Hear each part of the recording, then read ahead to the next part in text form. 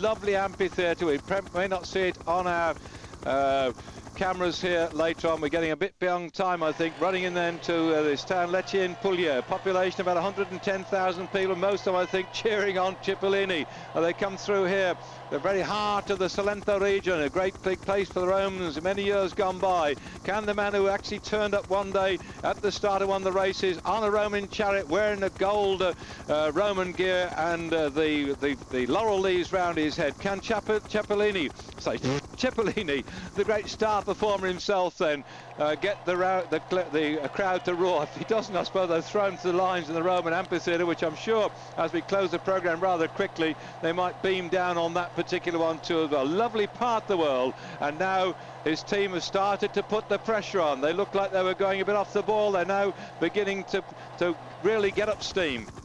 There they are. That's the team that has put the pressure on the front now. Domina Vacanzi Elitron, the new team on the block, riding with that very experienced Cipollini in his 13th Tour of Italy. Is this going to be a lucky or unlucky day for him now? Cipollini still looks good. They've really suddenly put the screw on this little lot as McEwen goes through. I can see McEwen and Brown just behind Cipollini in the jersey as world champion. There is Brown and there is McEwen. McEwen shoved Brown sideways. McEwen's gone on to Cipollini's wheel in the white and red and blue. In the orange jerseys, Brown has just gone behind McEwen. Oh boy, this is going to be some pot boiler. Oh, hey, hang on in there. Steam coming out their ears. This is good. They've got old scores to settle. And there's Cipollini, bottom of your screen. Go up, boys, go up a bit. Let's hold it. There we are. And there is Brown and McEwen shoulder to shoulder. On the left-hand side, right, Casper starts to be led through as well. And for Fasabatola, they start to come on this side too as well. But the cool is in there. Can Brown, can McEwen hold their cool? And can they hold? It's Brown that's found onto Cipollini's wheel.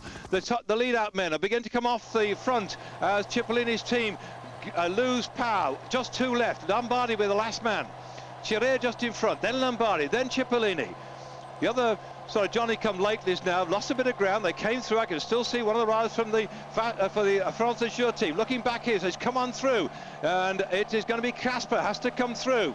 But a long flyer as yet again the riders from the Vacanzi team realise that they're not putting the pressure on far enough. They're allowing one or two riders to drift in. So Cipollini's men have done the right thing. They come forward again to put Cipollini with much more of a clearer view. And so then still the final kilometre coming up then. Cipollini still behind Lombardi and the riders just behind him as Fasabatola begin to get up alongside him too as well then. As Cioni is the man to watch out. Not Cioni, the man to watch out for is Tassaro. Pataki it is then. As now Pataki starts to move forward. He's been led through. Tassaro went through. Then Pataki's coming next. And that's a danger man too. Pataki's got a lot of power. They're pushing and shoving, starting. They're leaning on. You can just see the back there that one of the riders, I'm not sure that it was McEwen, started to lean on Brown. He wouldn't let him in. Brown says, piss off, I'm in the pound seat here, mate. And they start to go. Lombardi's winding it up with Cipollini right behind him. Pataki's on his wheel and Brown's behind Pataki. Here they go. When Lombardi comes off, it's up to Cipollini and he's got Dynamite right behind him, particularly Pataki. No sign of McEwen, I think, got shoved out the way and they come towards the line now. Can he hold it to the line? On the line, yes, it goes to Pataki. Pataki got that one and Cipollini is a bit miffed.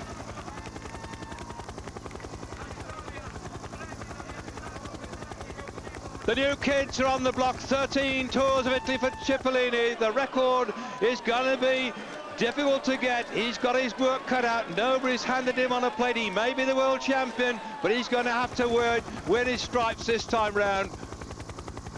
Wow.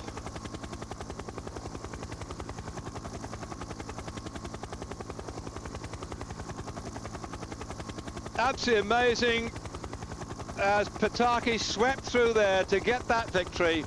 And do bear in mind that his team are looking, they've got more fish to fry. We're not far away from the sea here because the Fasabatola team have got Frigo looking for overall victory. They've got Aitor Gonzalez looking for overall victory by the time we get to Milan in 3 weeks' time. And Fasabatola have opened up their account in the Tour of Italy this year with a phenomenal first massive sprint being won by Pataki from Fasabatola.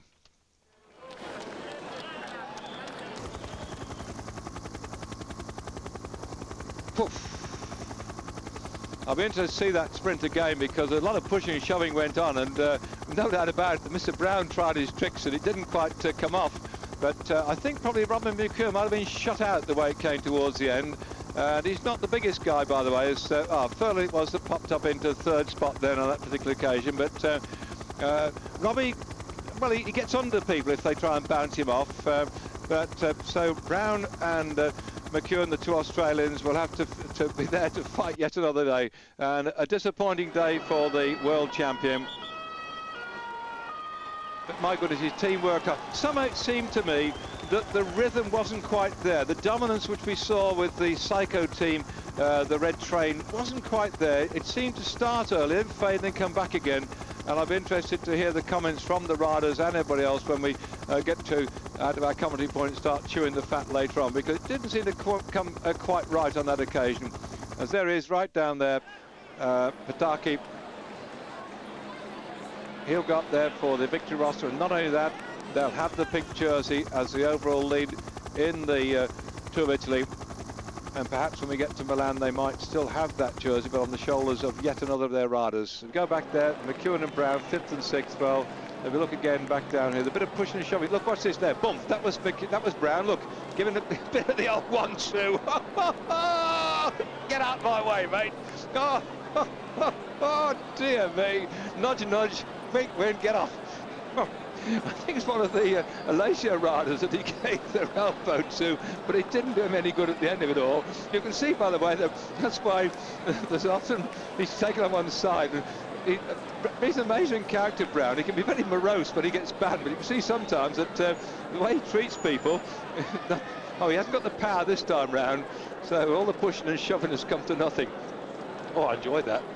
But imagine they're doing that, by the way, at 40 miles an hour, and if they just get it slightly wrong and they all fall off, there's a tremendous comeuppance, and those sort of things are not to be practiced for you young kids going to school on your bike with your school books round your back, whatever the case may be, because that pushing and shoving and leaning, you have to be trained to do it over a long period of time, and both Brown and McEwen are ex-BMX riders. That was a sport with a lot of pushing and shoving went on. Let's look again then as they came round there. I'm looking back beyond Cipollini, who started to wind it up, to see what happened behind him, because there he was, full bore. Pataki's on his wheel, no problem about that. Starts to come through here. Doesn't have the power, there's no doubt about it. Pataki was that slightly quicker man. Brown on the far side was just dying a few deaths. McEwen was weaving his way through, trying to get in there. Didn't quite make it. Now, interesting enough, possibly with Furlan back in third spot, I think he was the one that Brown elbowed. Now, I'm not sure that it would change the result. If Furlan objects, or his team put an objection, I don't think Furlan will be given any more than the third spot he got, because he bounced off Brown, and Brown didn't come in front of him, but certainly he found his way to come back again with a bit of speed. That's him with the Alessio on his shoulders, whilst Cipollini running out of steam for the victory then to go for the rider from Fassa-Bertola, Alessandro Pataki. I remember watching take some of his first victories on the Tour of Langkawi. Gosh, that must be 5 or 6 years ago now, and that will not only give him success here in Lecce, and a disappointment then to Cipollini, who was the victor the last time we came here, now out the frame. But Pataki not only has got the stage victory, but he'll get 20 seconds bonus, and you can see now that he's will be going on with the rostrum as the man who will take the pink jersey into the stage tomorrow on stage 2 of the Tour. Pataki then the winner today and the overall leader in the competition.